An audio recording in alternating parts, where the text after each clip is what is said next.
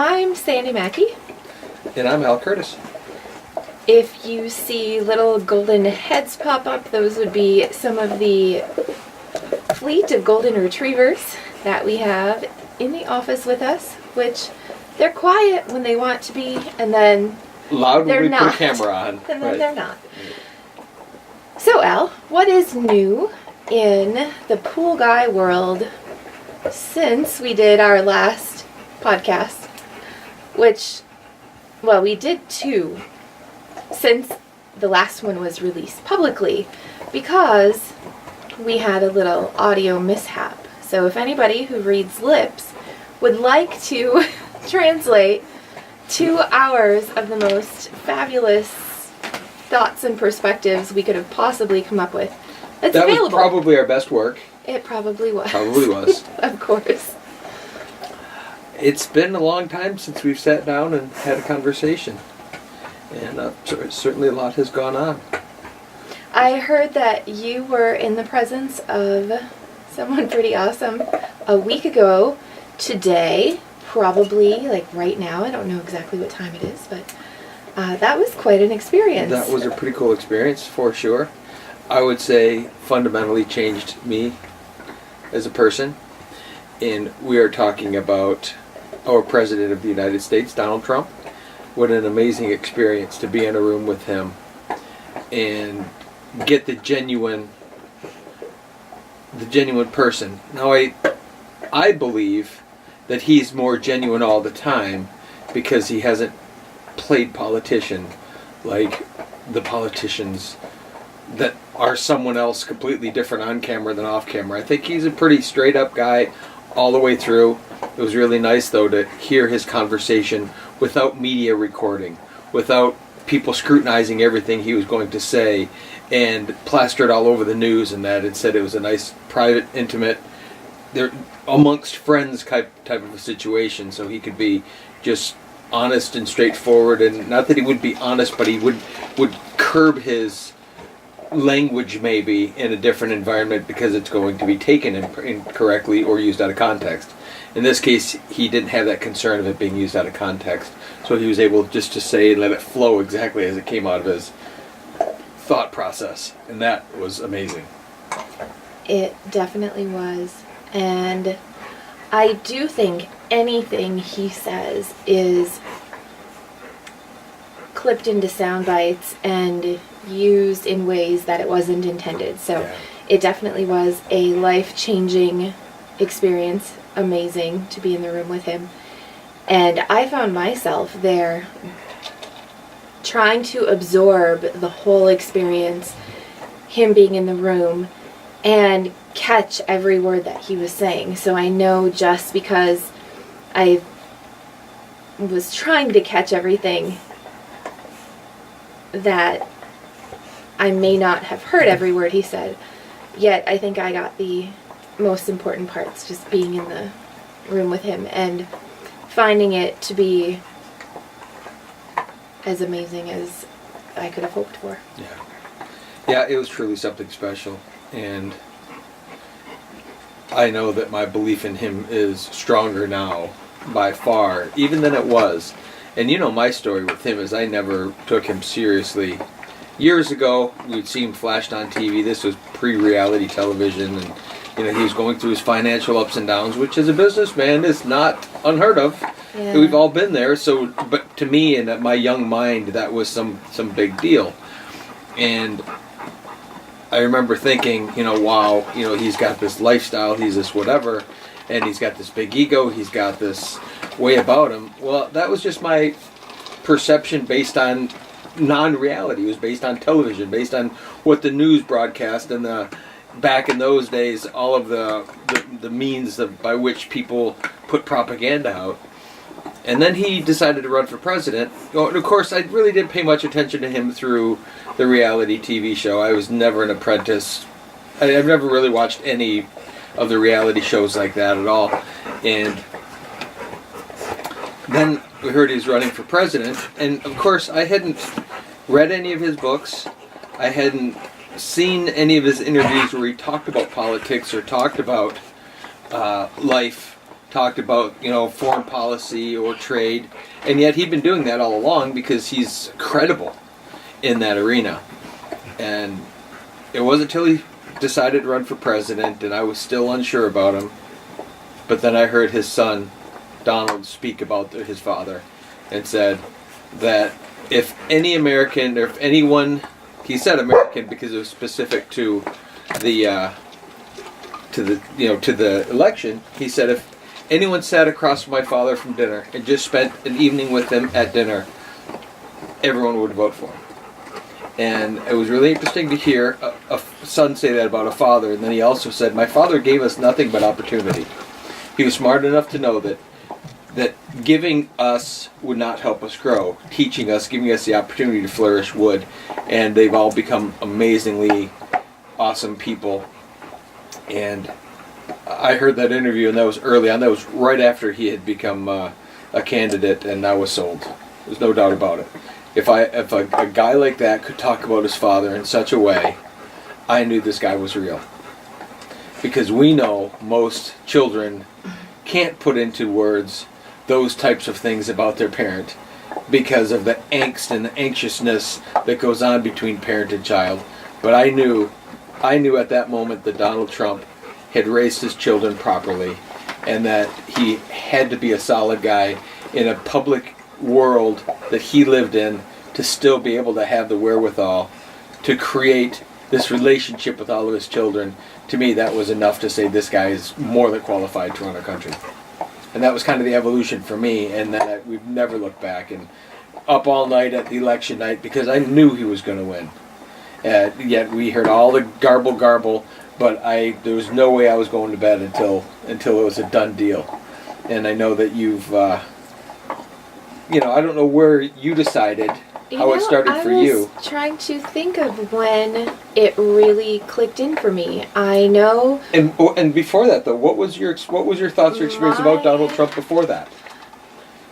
You're younger than me, so you've witnessed different things. I watched a bit of The Apprentice, not a lot of it, but I think during one season, I don't know if it may have been the first season, I think I caught a little bit of it, and I wasn't really impressed by anything. I can't say that it was the most amazing show ever. I know then after that we had stayed in Trump Towers in New Jersey before it closed. That was a whole nother story. For one of the conventions we were at, that was unimpressive. And yet, when I heard he was running, I tuned in to see what he was about. And I'm just thinking one of the points that sticks out for me is I've thought for a long time that the system needed a reset button. Yeah. And I thought that it would have to be so extreme. And I remember saying, we really need a reset button, and I have no idea what that could look like because it was so far out of the scope of anything we could even imagine. Mm-hmm. And when the Republican primary was happening and Donald Trump was asked if he didn't find success in that primary, would he be withdrawing from the race and putting his support behind the candidate? And he said no, he wouldn't do that. He wouldn't agree to that. I think I liked him even more in that moment because it said, I'm doing this because I'm called to do it. I'm going to do it in whichever way it happens. I'm not going to become a token part of the system. Yeah. And that's just one example of when he has spoken his mind and the things that he stands for. I really feel that those are important things, and with everything that he's done since he was elected, it's been completely reinforced, in my opinion, that he is what was needed. He is what is needed. And he's the real deal. And he is genuinely doing it out of all the good reasons for doing it. Mm-hmm. And it's not about him and his ego. Because when he talks More on money. stage, he talks about us. I represent us, the U.S. We did this. We're We got changing elected. it. We- He doesn't say I. And if he was arrogant and full of Himself. I in those moments, especially in a place where you can speak your mind, I think if he were different, we would see that. And Yeah. I don't think he is different. I think that the country is different now as a result of him. And I, for one, sleep like a baby every night. I really do. And I have since I knew he would be in charge. I think that there's been so much, the media has such a broad range of skill sets over the years to influence how we think. And I thought they were supposed to be unbiased. yeah, Yet- well, we've that that's was what- your that that was was a my misconception. naive child mind that all of us would have had, that somehow this was real. When someone tells you And- journalists are supposed to be Yes. objective and share Mhm. both sides of the story without Yeah. guiding you in one way or another. And that's so the opposite in the world we live in now. Maybe at one time that was what it was about, but today it certainly isn't. Yeah. But in those early days, I know, and again, this is just, I think, where people got stuck. I know I didn't get stuck in it, but I think of my early days in learning who Donald Trump was. And to me, he was a rich, spoiled brat kid who came from a rich family in New York. And, he was on TV. He was always trying to get attention, so he was always in the spotlight. And he, made money, lost money, made money. And so that was always publicized. I remember a particular story. He filed Chapter 11, and he was put on a budget of $1,000 a day or something. And to me, that was like this outrageous amount of money. And to me, it conjures up this idea of a spoiled, rotten brat kid, when the reality is none of that is true. His father was a developer in New York, but he chose his own path. And he went to Brooklyn, he went and he did something his own way, completely separate than, he didn't roll off the tail of his father and take his dad's money and create something. I'm sure that he was able to use the name to help get him in the door, but he found all his own funding, he worked all his own deals, he made all his own money, and he's a clean living guy, doesn't drink, doesn't smoke, never has, never done drugs. Some of those things you go, so that doesn't seem like the spoiled brat rich kid that you would expect in a Hollywood-esque type of lifestyle. And yet here's this guy that just put his head down and he worked. And he worked really hard, and he took huge risks. He took incredible risk on those deals that he did to get where he's at. And he deserves everything that he's gotten. And he did not come to Hollywood. He did not go to Washington, D.C. to make money. I think at the beginning, what I also really, really liked about him was he funded himself into the primaries. He didn't solicit donations. He wasn't bought and paid for by anybody. Having to And promise anyone. That also really resonated with me. Well, he has skin in the game. He has his own Absolutely. skin in the game without promises to anyone else. Absolutely. Yeah, when you start thin slicing all of those things, there's so much good that everyone's ignoring because they want to find Not some little. everybody. Everybody we hang out with not the are people we paying hang out with. attention. Yeah, but so many people that are opposed to him for radically weird reasons are not looking at fact. I would challenge someone, even someone who might be listening to us talk about this, thinking that we don't know what we're talking about or that you might not be able to see it. Just look into it beyond what somebody else is telling you about, beyond what we're saying. Look into him on your own. Don't pay attention to the media. Go directly to the source where you can, and just listen with a new, fresh perspective and see if you can't see what we're talking about. Yeah. Anyway, so that was spectacular.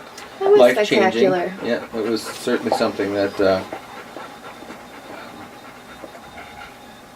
fundamentally changes bit about me. Because I really believe in him. I really believe in what he's doing. And I absolutely do not believe in when the media portrayal or this kind of radical left movement about everything that isn't. It's divisive and it's bad. And I don't like to get into politics, and I don't like that arena and trying to keep it all straight. But I know that he's right there where he needs to be to do the most. And who could do that most and flip that switch than a guy like him? And he certainly, you talked about the change we needed, and you're right. It's breaking a very old system that was just running us into the ground, and slowly stealing all of our liberties, and slowly pulling apart the very fabric of what it meant to be an American citizen. It's really what has happened over these last many years, and that making America great again is such a true and powerful statement to me. And I think he's doing that exactly. Not everyone's going to like it, but because people don't want America to be great, I guess, or something, I don't know. They maybe just can't see it. You can't see it. Even the puppies can see it because they have their Trump America wearables. Great Again Yeah. leashes and collars. It's amazing. Come over here. They are. Come on, lay down. You're hitting the camera, you little They are goofy. supportive. Yeah.